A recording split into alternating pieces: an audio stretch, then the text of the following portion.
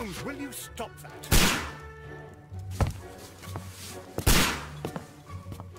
You are utterly mad.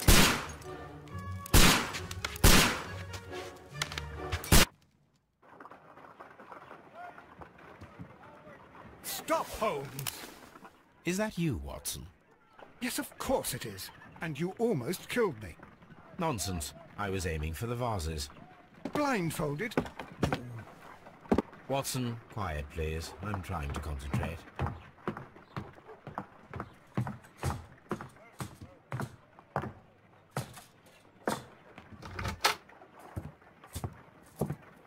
Ah, Lestrade. What is it this time? He can see me. Well, here it is, and it's a good one, Mr. Holmes. A gentleman by the name of Peter Carey, also known as Black Peter, has been murdered. A sailor, most probably. What happened here? Oh, Mr. Holmes, how could you? It's the only exercise I've had all week. A grateful client from Limoges sent me a vase collection this morning. I couldn't think of a better use for it. You're out of your mind. I missed 4 out of 10.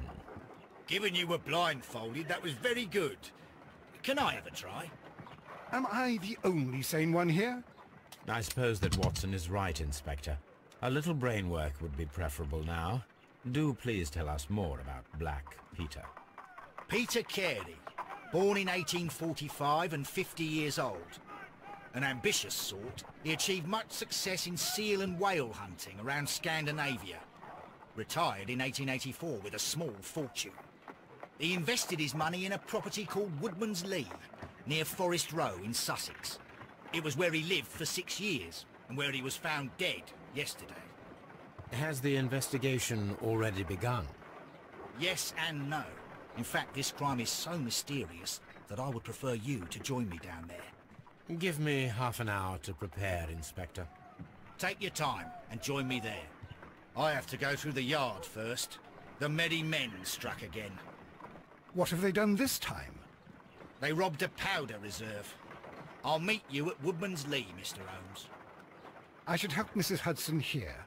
I also have several appointments that I must keep this afternoon. I shall go alone, then.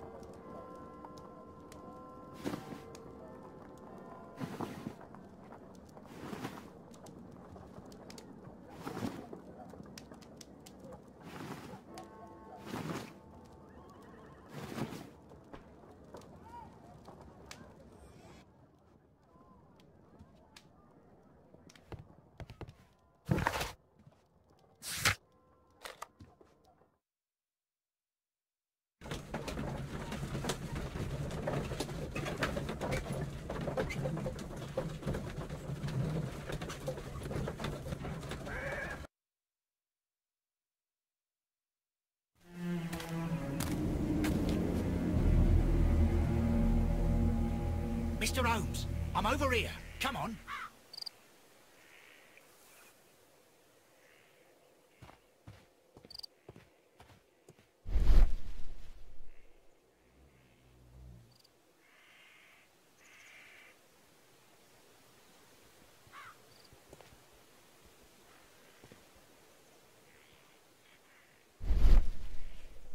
These footprints appear to be quite large.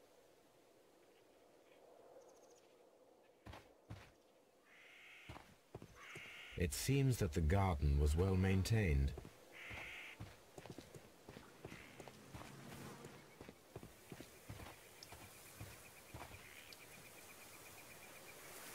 Inspector Lestrade, when will you remove my husband's body? It's sacrilegious to leave him here like this. As soon as we can, Mrs. Carey, I assure you. Allow me to introduce you to Mr. Sherlock Holmes. He's a detective. No doubt you've heard of him. I'll wait for you in front of the cabin, Mr. Holmes. My condolences, Mrs. Carey. Thank you, Mr. Holmes.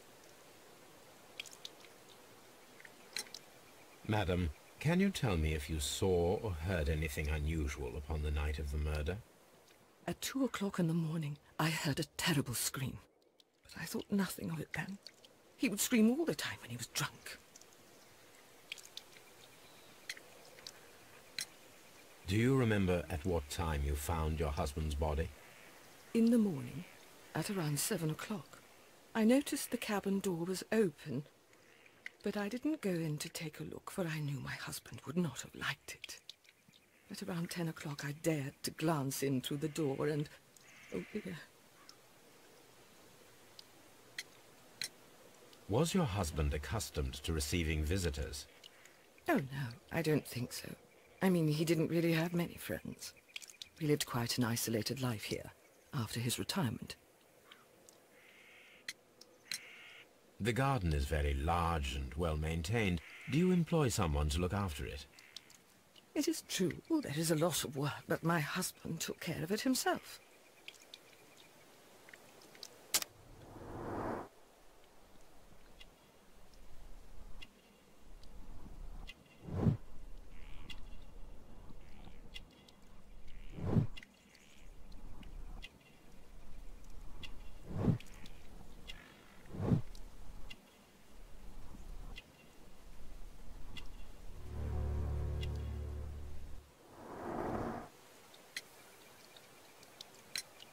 You have indeed suffered a great loss, Mrs. Carey.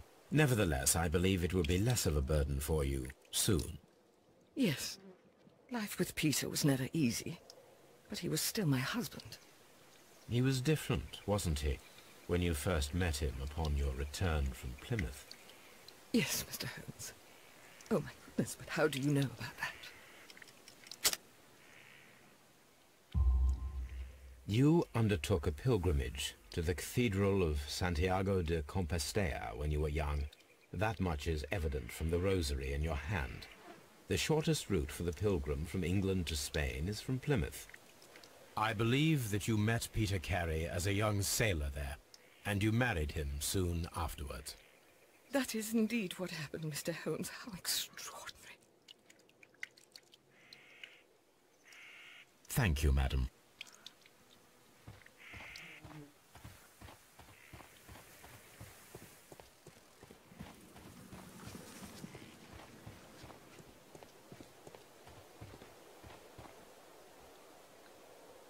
The door is locked. Wait just a moment, Mr. Holmes, and I'll open it. I locked it yesterday to ensure that no one should enter the cabin and tamper with the evidence. Ah, good thinking. Hello, hello, hello. What is it, Lestrade? It seems to me that someone has tried to force it, Mr. Holmes. Let me see.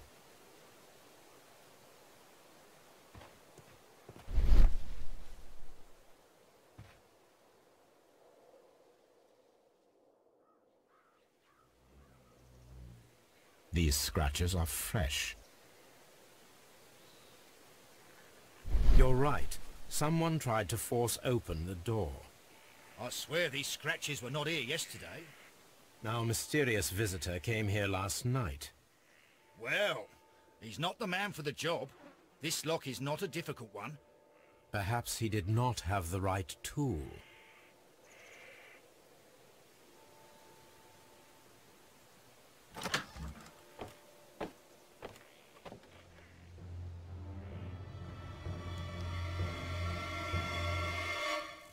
What a terrible way to die.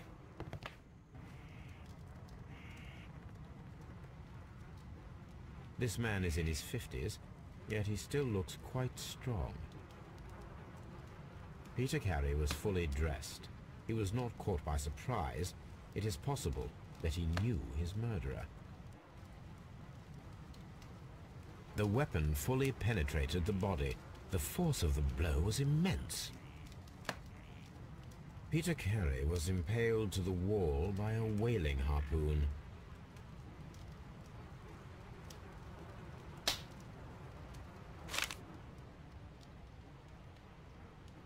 JHN are probably the initials of the owner of this notebook.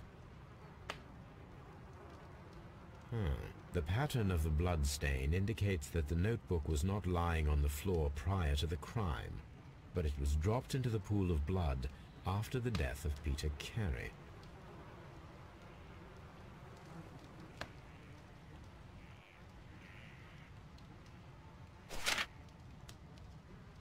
These abbreviations mean something, but what?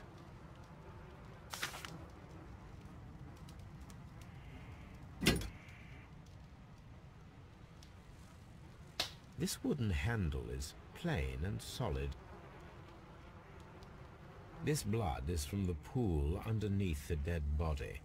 Peter Carey tried to defend himself with this knife, but he did not succeed.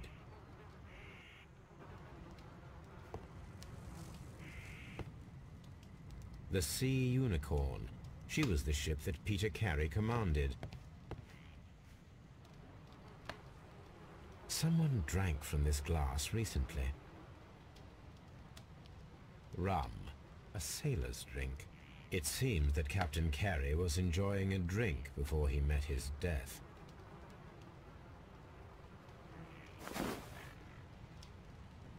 The initials PC have been crudely burned.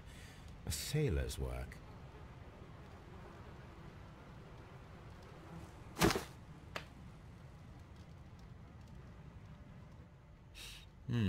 This aroma is familiar, but to recognize it, I must construct my associations in one picture.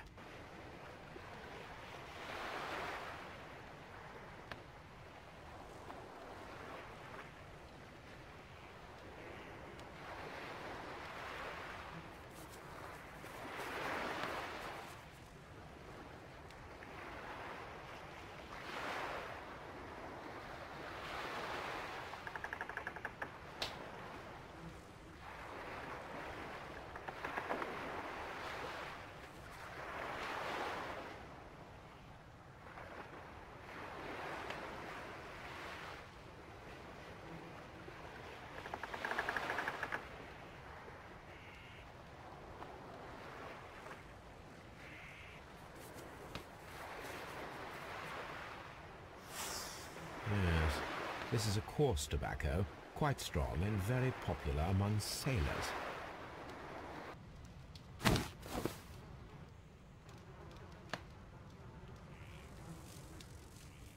The murder weapon was probably taken from this rack.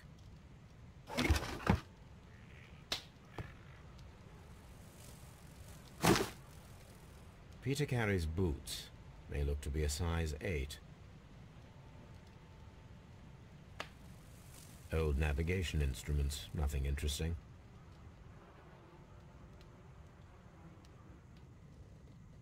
The ship's logs of the Sea Unicorn for the years 1878 to 1884. Peter Carey was her captain.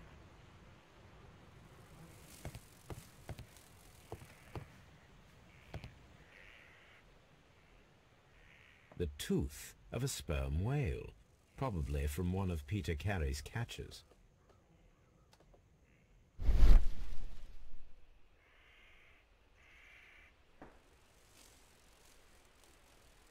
This place is not covered with dust, like the rest of the shelf. An object was taken from here. It was larger than a book, a box or a small chest, perhaps.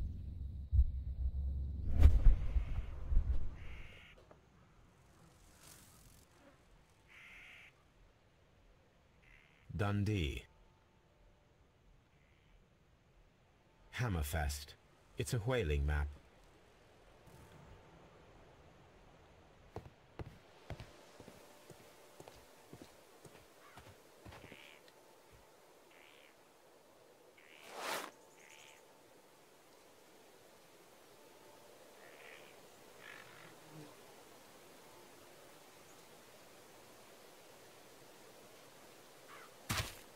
These boots don't match the footprints.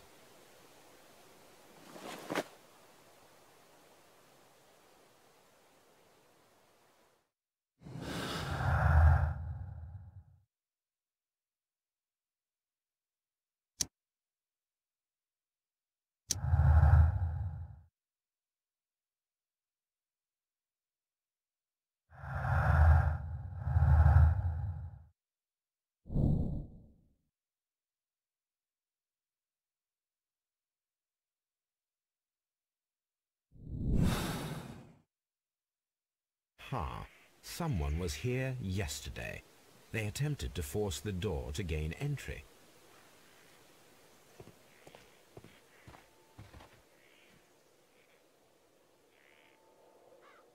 Well, Mr. Holmes, what do you think? I think that we are lucky, And why is that? because of last night's attempted break-in. Oof, you've lost me. It is very probable that whoever came here hoped to find the door open. They tried to force it with a knife blade, but they failed. What will they do? Why, return tonight, when they will be better prepared. Aha! So what do you propose? We shall remain on the outside, near the window, where we stand the best chance of catching sight of our visitor. Well, gentlemen, ready your pistols. We have a long night ahead of us.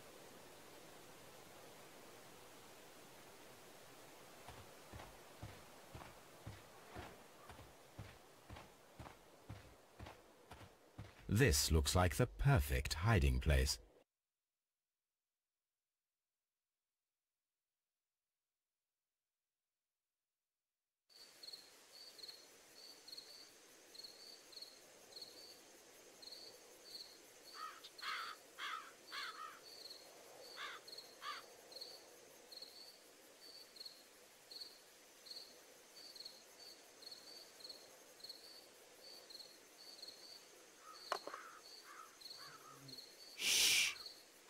Did you hear that?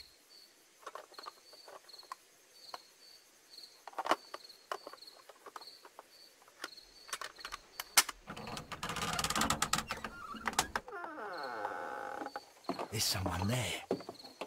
I'm gonna collar him. I'll be right behind you. Police! Hold it right there!